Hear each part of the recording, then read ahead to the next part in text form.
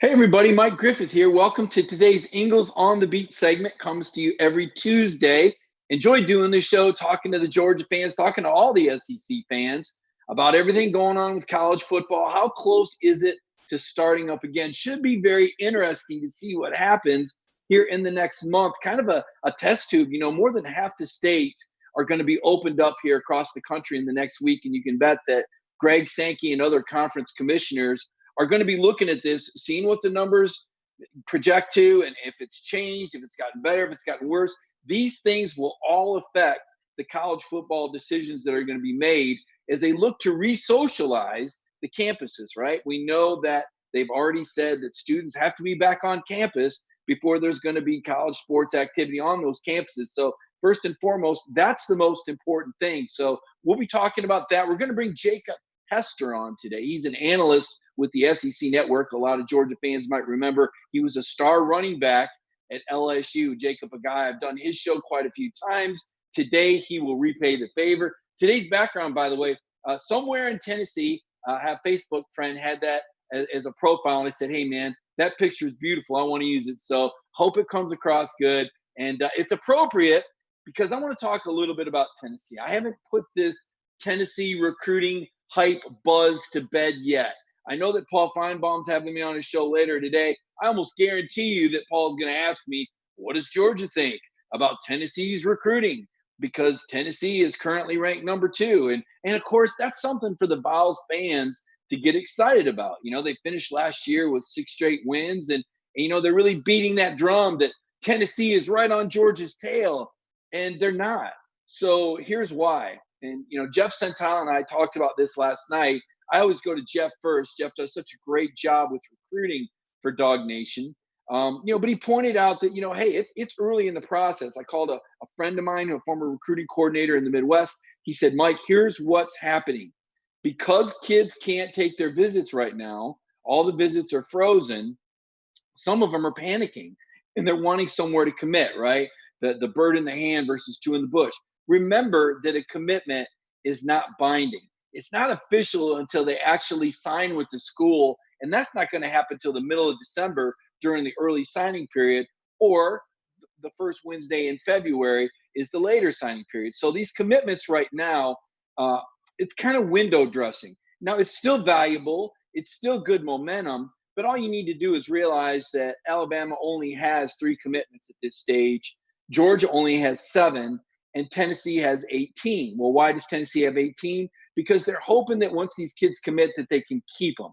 That maybe it's easier to get a guy who's already committed to you, maintain that relationship, than not extend and lose him later. Now, the flip side is that you may have to separate yourself from that kid if you decide after his senior season that maybe he's not as good as you thought, right?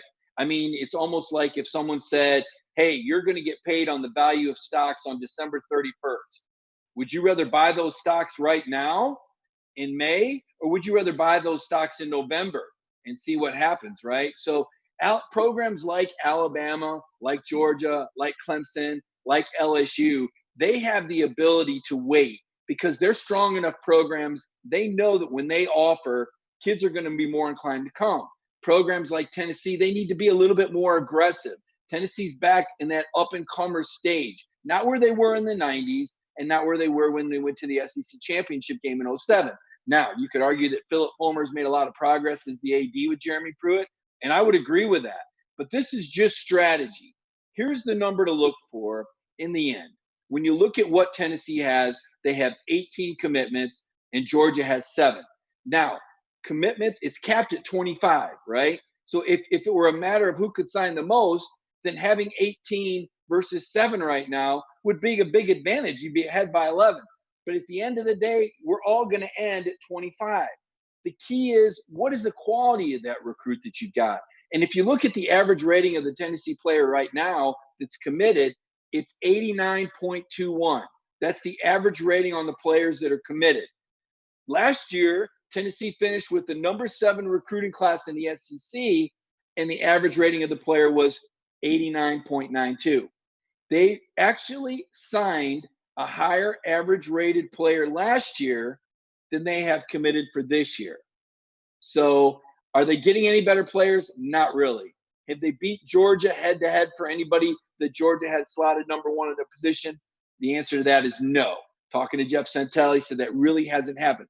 Now, that's not to rain on Tennessee's parade. Good for the Vols. November 14th, when they come to Sanford Stadium, it's going to be a Saturday afternoon like no other. Obviously, the Masters will be played that weekend. The tournament's been delayed to that weekend. But I wanted to clear that up because there seems to be some confusion about what a fast start in recruiting means. It's just a different strategy. And again, not going to rain on their parade, not going to say it's not good. For Tennessee, that's a good thing. But schools like Georgia and Alabama are choosing to wait. They want to wait and evaluate these players before they make them commitments to their program. It's difficult when you have to change things up and say, you know what, I know you had an offer and I know you committed, but actually we don't think you're good enough to play for us. So that's the strategy. Schools like Tennessee taking commitments early. I know Mel Tucker at Michigan State, he's taken a lot of guys, have been very aggressive on commitments that he's taking. All that really matters, though, is who signs at the end of the day. And I think that that's an important part that a lot of people need to keep in mind here before anybody starts freaking out. Kirby Smart's not in any hurry. If Kirby wanted to have 20, 25, 40 commitments right now, he could. But that's not how they do it. They want an opportunity to evaluate these players. Now, what's happened is all these summer camps have been canceled. And so the evaluation process for these colleges has changed. They're not going to be able to have these kids take unofficial visits. They're not going to be able to have these kids in their football camp over the summer. So whereas Tennessee says, that's all right, we'll still take you anyway, Georgia, Alabama are going, nah, we're going to wait. We're going to slow play this thing, and we want to do more of an evaluation before we make that committable offer to you. And so that's kind of what's happening in a nutshell. Again, the key number, if you look at the average player rating, and where you find this, for those of you that are like, I don't even follow recruiting, what are you talking about? If you go to 247sports.com, they have team recruiting rankings. Just Google 24/7 Sports Composite Rankings, and you'll see the team rankings. And what that is an average ranking of players based on the 24/7 Sports recruiting writers, the Rivals.com recruiting writers, and the ESPN.com recruiting writers. And they combine it, and they come up with this composite ranking, and that's how they assign rankings. This is the most I've ever talked about recruiting, by the way. You know, I've covered college football, for 3 decades.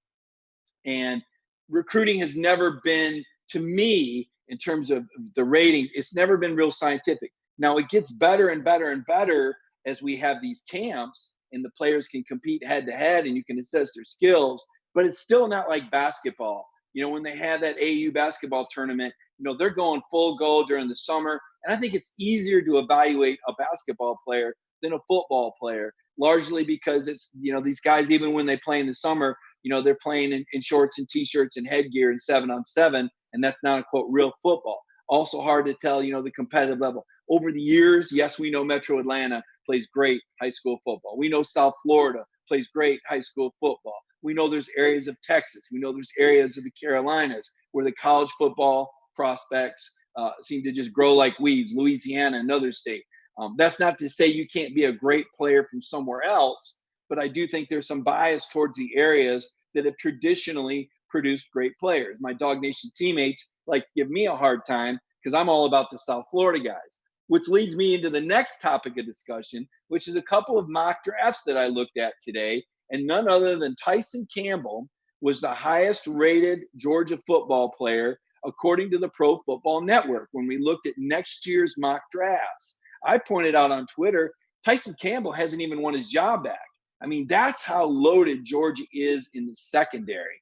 I mean, look, you got Richard LeCount back there at one safety spot. He's going to be a draft pick, probably going the first 3 rounds. Lewis Cine is going to replace J.R. Reed, I believe, at free safety. Now, Lewis isn't draft eligible, but DJ Daniel, the junior college transfer that took Tyson's job when Tyson hurt his foot last year, he'll be back. And don't forget about Eric Stokes. He'll be starting on the other corner probably. And then you got Tyson. So here's Tyson, who injured his foot, what was it, 3rd, 4th game of the season against Arkansas State. And then he was out, I think, 4 or 5 games before he came back. I don't even believe he was 100% when he came back and didn't get his job back. So here's a guy who's projected to be a first-round draft pick next year, that hasn't even won his starting job back at Georgia yet. That's how good the Georgia secondary is. It's amazing. They're awesome. Jamie Newman, also widely projected to be a first-round NFL draft pick. Now, that's a little early for me. I liked Jamie and what he did at Wake Forest. He's 6'4", 230. He's got a strong arm. He's got all the metrics. But I need to see what he does at Georgia. I think it's a little early to see now because size-wise, there's no question, right? But I want to see what Jamie Newman does at Georgia. Other guys, Monty Rice, a guy that's projected in the second round. I'm also very high on Monty. I think Monty's having a great offseason. A guy that wasn't in the projections that probably should have been, Azeez Ojulari is a redshirt sophomore. Therefore, he will have played 3 years and he will be draft eligible. I'm not saying Azeez is going to want to turn pro early, but I'm saying that he could. Jordan Davis, a junior, that jumbo nose tackle, the dancing bear, boy, he can move. He's athletic. He's a good attitude guy. If Jordan has had, and I have to say if, because the big guys, and I'm not picking on him here, but the big guys have a harder time with the offseason conditioning traditionally than the skill guys. Those fast twitch guys, that also run track, they know speed is everything. They're on the scale every day. They're watching they're eating salads because they want to be fast and light. And you usually don't have to worry. But the big guys, they've been encouraged to take in all these calories. And the only way to offset it is with this tough training and conditioning. I saw a really neat training video the other day with Malik Herring and Trevon Walker. Here's guys that are going to be competing for the same starting job that are working out together. That is a sign of a healthy football program. Again, if you're just joining us, you're watching the Eagles on the Beat show. We're waiting on Jacob Hester. He is scheduled to join us, former LSU running back. Jacob, now an analyst with the SEC Network. And a guy that I enjoyed as a player. Thought he was very underrated. And, you guys know I'm that closet Denver Broncos fan. At least I used to be a Broncos fan when I was a fan in general. Now I kind of like to see Denver do well, but I don't lose sleep over it like I did when John Elway was a player. Always like to look at your questions and interact. Philip Jordan Wells, you like the force field. You like the force field background around me. I know it kind of cuts off my ears, and if I move too fast, you can see the Dog Nation screen behind me. I kind of like it. I like to play around with it. I think it's fun. Would like to try to entertain here on our show today, on the Eagles on the Beat show. Taking a look at how college football is going to look once it returns. It's going to be different, right? We already know. I'm a member of the Football Writers Association. We've got a panel right now working on how is the press box going to be set up differently for social distancing. That tells you everything. If they're talking about how the press is going to be set up, just imagine the plans that are going on right now for what the stadium experience is going to be like. I know there's been a lot of talk and a lot of question about fans in the stands and to what extent will the fans in the stands return. Well, I think it starts at the top. I think you're going to have boosters that are in the stands or in the skyboxes. I think that's the one area where you can count on having some fans there is in those skyboxes, maybe because they're viewed as like a private entity more so than public. I know that when we were talking about alcohol sales, how in the general seating areas in the SEC, no one had the alcohol sales for years and years and years. We'll have to check that out. Let me reach out to my producer, Michael Carvel. Apparently, Jacob Hester looking for his social media invite. We'll have to get him that email to get him the invite to check in with our show today. So hopefully we can get that straightened out for you pretty quickly. I'm sure my producer, Michael Carvel, on that, emailing Jacob Hester that Zoom invite so that he can join us here on the Eagles on the Beat show. Legalized sports gambling, that's going to be here as well.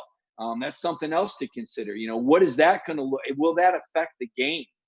That will be very interesting to me to see what provisions are put into place to protect the student athlete, from the fact that there's going to be spreads and there's going to be legalized gambling in a lot of these states when this starts up again. Will that affect how scores go? Does that change how a coach? It shouldn't, but will it? Will a coach that's looking to gain favor with the fan base early kick that extra field goal? I mean, coaches are aware. They never talk about it. But, I mean, I know that when I'm at some of these football games and it's out of hand and it's late in the game, and the only people left in the stands seem like they're the ones that might have money on the game. Certainly in basketball, you wonder about that. So I wonder how legalized sports gambling is going to change things. It's also going to be year two for a lot of these stadiums with alcohol in the stadium. Well, I don't know how many people are going to be in the stadium. Is that still going to be a factor? How is that going to come into effect? Will more schools now move to sell alcohol in the stadium now that revenue has become such a critical piece of the puzzle? I mean, I think it always has been, but now that we're talking about the potential for lost revenue, if the schedule should be shortened, we've already lost spring sports. A lot of these programs, as we said, the SEC has canceled all the sports camps that were scheduled to take place over the off season. So that's going to be really interesting when we take a look at how is college football going to change. Matt Tally, when are we going to do a tally time segment? Well, Matt, what would you want your tally time to be on today? I will ask you that, and I will do a segment just for you. You give me the subject, and I am willing to go there. I'm fluid, man. I'm flexible. I'm ready to roll with this. Do whatever you want to do.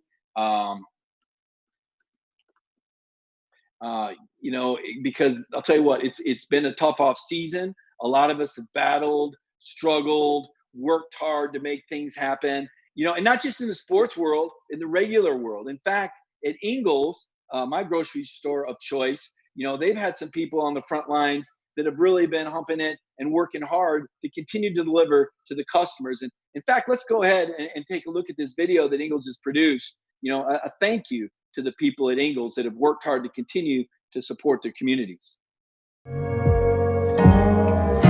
It's in our hearts to feel for you.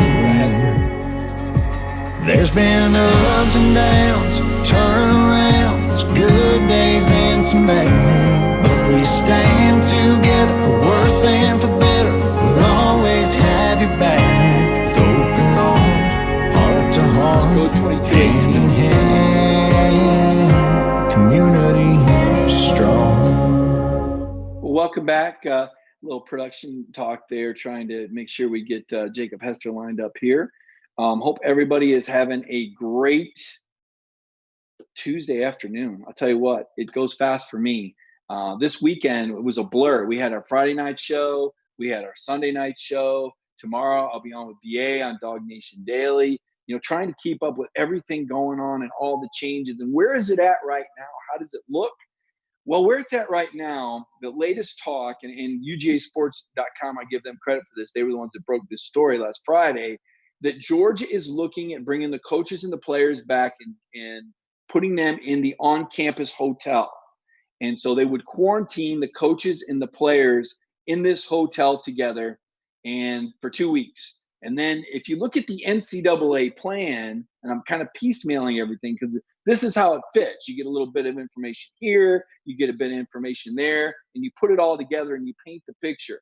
So the players come back in mid-July. They're quarantined with their coaches for 2 weeks. That 2-week period is part of the re-socialization that the NCAA wants in phase 1. Phase 2 is for them to start working out together. That would be the beginning of August 1st. But it would start with them being quarantined together in that hotel before they start practice August 1st.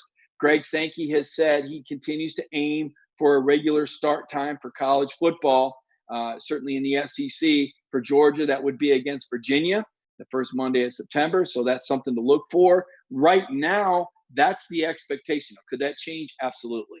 At any point, that could change. But right now, that's what everybody's aiming point is. And I would just say this. I know there's been some talk and some feedback about whether or not it would be safe for these college football players to be back on campus.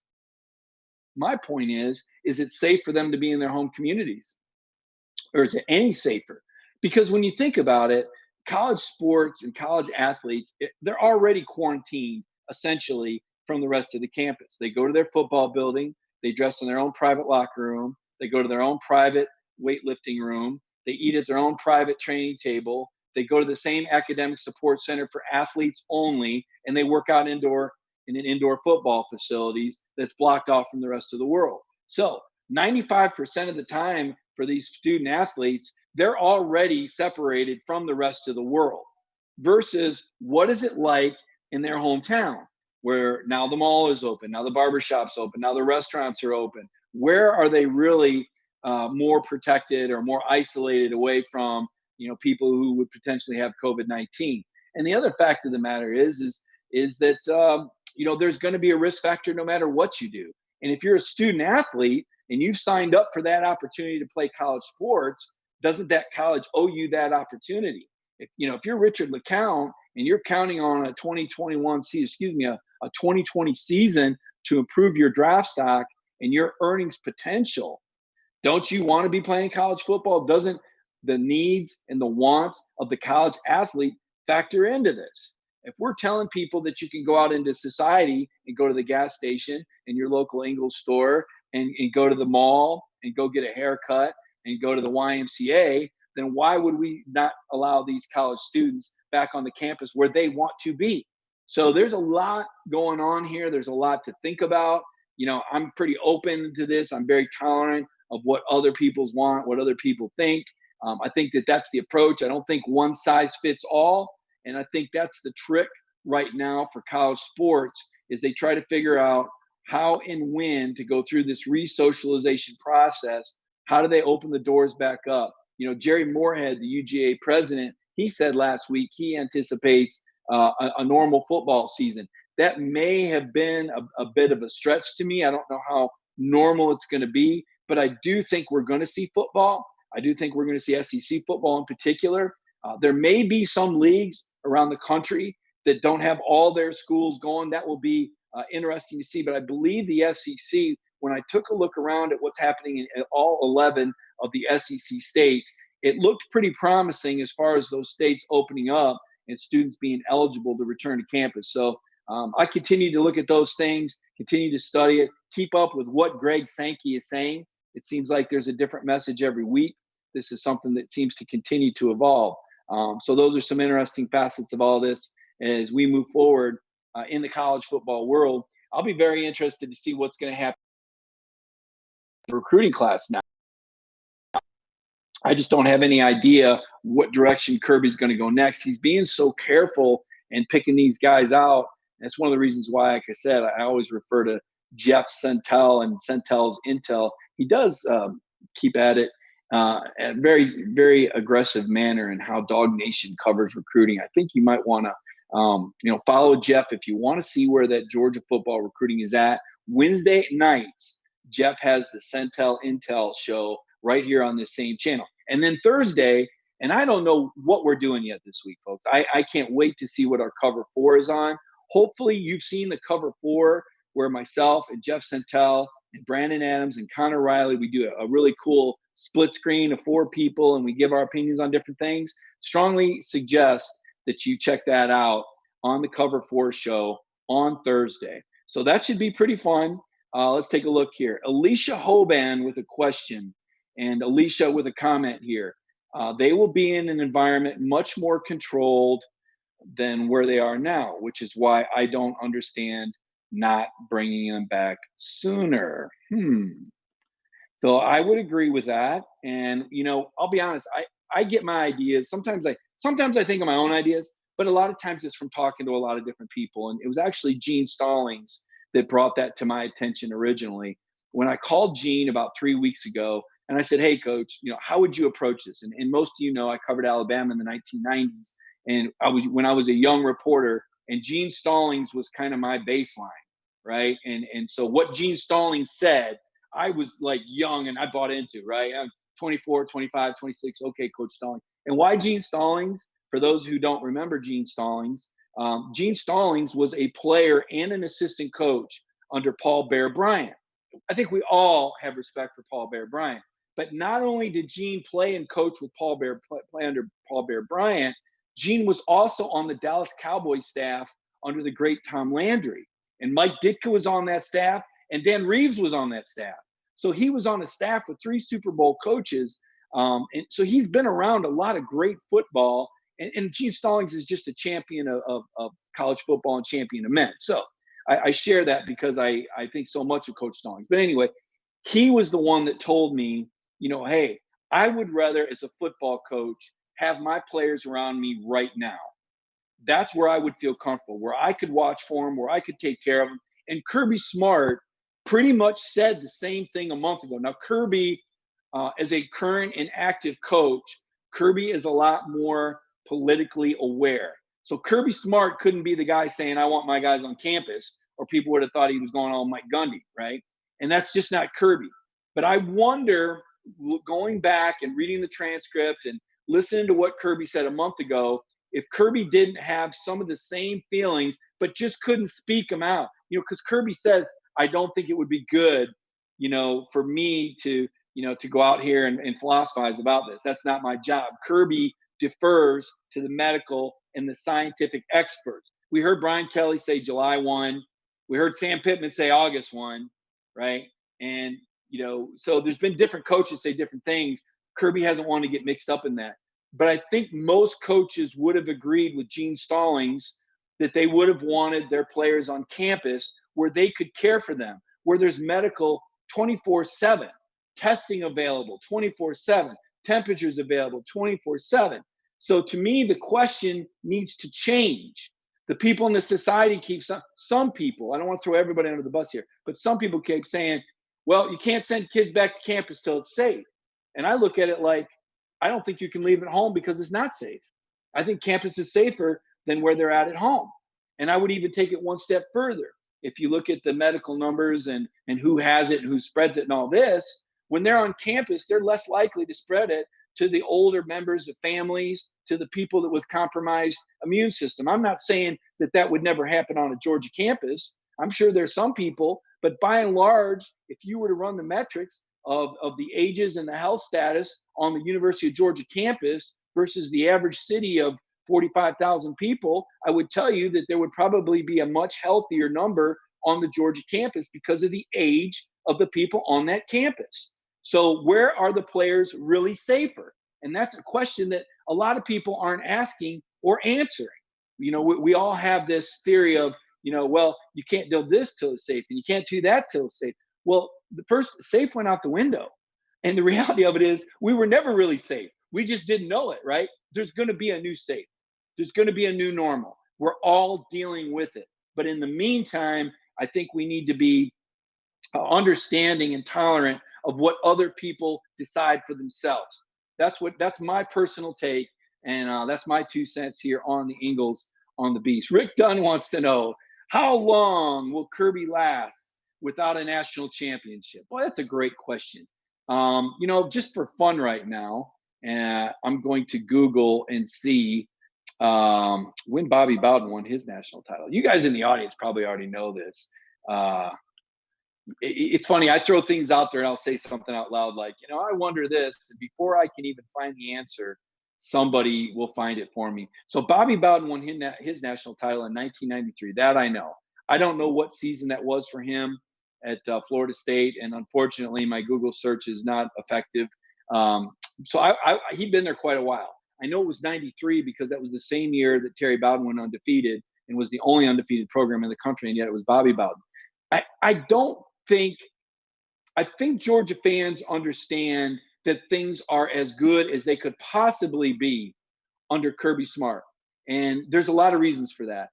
I'll start out with the most obvious. The most obvious is that Kirby is a Georgia Bulldog. I think in their heart of hearts, all fans would love to see a former player or an alum lead their program. Why? Because that alum has the best interest of the school at heart, and he's not using it as a stepladder. I'll use an example. Philip Fulmer. I know you guys hate him. He was a rival coach. Or Steve Spurrier. I know you hate him. He was a rival coach. But those Vols fans and those Gator fans knew that Spurrier and Fulmer were all in on their program. The old story on Fulmer was he would actually pick up garbage on campus. He loved his school that much. Kirby's the same way. He bleeds red and black. Kirby's all in. That's number one. More importantly, though, I think Kirby is a great coach for Georgia because of who he's been around. You heard me a few moments ago mention Gene Stallings and how great of a coach that I always thought he was because he'd been around Tom Landry, Mike Ditka, Dan Reeves, and Paul Bear Bryant. I look at Kirby, and whether you like Nick Saban or not, the fact of the matter is he is the modern day Bryant. And Kirby was his first lieutenant for many years. Kirby was his defensive coordinator for 8 years. They won 4 national titles in the 8 years that Kirby was the defensive coordinator under Nick Saban. In the 5 years that Kirby wasn't the defensive coordinator under Nick Saban, Alabama won 1, and they needed that crazy pass in overtime. So you draw your own conclusions to how important Kirby was to Nick Saban, but Saban was important to Saban was important to Kirby. Kirby also spent a year under Bobby Bowden. He was at Florida State. Kirby was also exposed to Mark Richt. And I think Mark Richt did very, very good things here. I think Mark Richt is a Hall of Fame coach. That doesn't mean I think he's better than Kirby. That doesn't mean I don't think it was a good move that you bring in Kirby. But I'm not going to take anything away from Mark Richt just because Kirby Smart is doing a fantastic job. Thirdly, what I like about Kirby Smart is he's only 44 years old. And 44 in coaching years is nothing, right? I mean, Nick Saban didn't even win a bowl game till he was 49. And you guys have heard me say this enough time, you've probably got it memorized. I went and covered the Shreveport Independence Bowl in 1994 when Nick Saban was at Michigan State and Jerry DiNardo was at LSU. And I watched Jerry DiNardo beat Nick Saban, and Nick Saban had just turned 45 years old, if I'm not mistaken. 43, 44. Saban's an October 31st birthday. Was it 1951? Maybe he was 43. Or was he just turned 44? I can't remember. I can't do the math. But that's where Nick Saban was when he was 44. He was still at Michigan State. So he hadn't even been to LSU yet. You look at where Kirby is at. And then finally, this might be the most important thing of all. And that is Kirby's ability to generate revenue. Not him. He's not out there knocking on doors, taking in money. But the donors donate money. Since Kirby Smart has become the Georgia football coach in 2016, $170 million worth of facilities have gone up on that Georgia campus. And Georgia still has $105 million in reserve funds available because of the way the program's been managed. Things are going very well for Georgia right now. Things are going very well for Georgia. You guys know I've only got one beef. Everybody knows what my beef is with Georgia, right? Y'all know where I think that game should be played. But everything else, facilities, recruiting, coaching staff, current talent, the mindset, the environment over there, Georgia couldn't be in a better place, in my opinion, right now. So you bring that up about what does Kirby, need to do to win. And I say we're not even close. We're not even close to considering Georgia moving on from Kirby Smart. That's not even in the discussion right now. Now, how many years would he have to go? I don't know. What's the climate going to be like? 5, 10? Is he competing for championships every year? Right now, he has won 3 straight SEC East divisions. Right now, he has won 18 of his last 19 games against SEC East teams. And if not for 4 turnovers and 2 missed field goals on that crazy day, they should have beat South Carolina. They had almost 200 yards more than them. So that took a cascade, as they say when planes crash. Not just one thing goes wrong. It takes a cascade of events. It took a cascade of events for Georgia to lose to South Carolina. Are these other teams catching up? Probably a little bit. Florida is probably getting a little bit better, I would say. Is Tennessee getting – I think Tennessee is getting better, I would say. I think we've seen the best that Kentucky has. I know Kentucky fans get upset at me, but I'm not going to pull any punches. I think we saw their best at Kroger Field when they played a de facto SEC East championship game down there, and DeAndre Swift, faked about 4 or 5 guys out of their jocks on one of his runs. Is Missouri getting better? Not this year. I'm hearing good things about their coach from a Missouri friend of mine. They seem to think he can do well. We know Missouri will rise up every now and then and invite somebody. Vanderbilt, no. I think the ship has sailed on the Commodores. They had a window when they were beating Tennessee to do something with their facilities, and they took a hard pass. So I'm not going to feel sorry for Vanderbilt anymore. I feel sorry for Derek Mason because I think he's a very good coach. But I'm not going to feel sorry for Vanderbilt because they had the momentum that they needed to do some things with their facilities, and they took a hard pass. In fact, if Vanderbilt was out of the SEC tomorrow, I wouldn't lose any sleep over it because they don't seem to care enough to do anything for their football facility. If they got a good baseball program, that's great. Good for you, Vanderbilt. The basketball program stinks, and the football program has the worst and most embarrassing facilities in the SEC, and that's on them. And they're in one of the most thriving, growing cities in the country. Absolutely no excuse for the way that Vanderbilt has misappropriated, in my opinion. You might say, Mike, it's not your business to tell people how to spend their money. You might say, Mike, you're being a hypocrite because a moment ago you told us you were tolerant and you're going to listen to what other people want and be sensitive to that. And I say, that's right, except when it comes to SEC football. I'm not going to be tolerant. All right? If you're going to be in the league, step up to the plate. We don't want to see these garbage facilities. It's an embarrassment. You're in Nashville, Tennessee, Music City, USA. All that money around you. You're pathetic, Vanderbilt. I was going to get mad about something. It finally happened. It happened. I lost my cool. I got mad about Vanderbilt. I told myself, you know what, today on the Ingles on the Beach show, we're going to have a nice, calm discussion. And I think I could have kept it there. If Jacob had come on, I think it would have stayed there. We had the technical difficulties. I apologize for that. I'll get Jacob on at another time. I know we were having some technical issues. He was trying to join us. But today it didn't happen. Today what we did talk about, though, was college football future. We talked about Tennessee's recruiting, which is what everybody seems to want to talk about. And I guarantee you, I think my spot on Feinbaum today is like 5:15 or something like that, 5:30. There is no doubt that Paul is going to try to get me to talk bad about Tennessee. I'm not going to talk bad about anybody, but I am going to point out that the average player rating at Tennessee right now is lower than it was in last year's class. So when he asked me if Georgia is worried about Tennessee, my answer is going to be no. And I'm not trying to be a wise guy or a smart aleck or be arrogant because I cover the hottest program in the SEC. I'm not going to be arrogant about that. I'm fortunate to cover Georgia. Very fortunate to cover Georgia Bull, but I'm not arrogant about that. I don't think Kirby's arrogant. You heard Kirby. He talks about the disease of guys feeling they're better than they are. He calls out Richard LeCount in the middle of this feel-good virtual G-Day. Kirby's got to drop the bomb on Richard for getting beat by Cole Kmet in the Notre Dame game in week 4 last season. You think anybody over there at Georgia sitting on their hands? I guarantee you Kirby's busting people's bottoms right now to keep Georgia where, because they aren't where they want to be. Number 4 in the country is not where Georgia wants to be. A Sugar Bowl win is great, not where Georgia wants to be. Georgia wants to win it all. So when you ask me, what is Georgia worried about or what is Georgia concerned about, they're looking out the windshield, man. They're not looking in the rearview mirror. They're chasing. They're looking at September 19th. I'm looking at September 19th. I need to put a wrap on the show. I want to thank everybody for joining me today on the Ingles on the Beach show. I love doing the show every Tuesday. We come in this window, noon to 1. Sometimes 1:15, we'll go a little late. You guys know I do a Friday night Mike show, a little bit more laid back and casual, as if this wasn't today. And then I also do a Sunday night show. So you want to check those out. Check out all my teammates. You know, Dog Nation Daily every day at 10 a.m. with Brandon Adams, who does a phenomenal job. He is the official voice of the fans. If you really want to know what's going on with Georgia fans, just watch Brandon Adams' show. He will let you know. He is the pulse, right? He will keep up with that. Jeff Sentell Wednesday night. Connor Riley did his show last night, Monday night.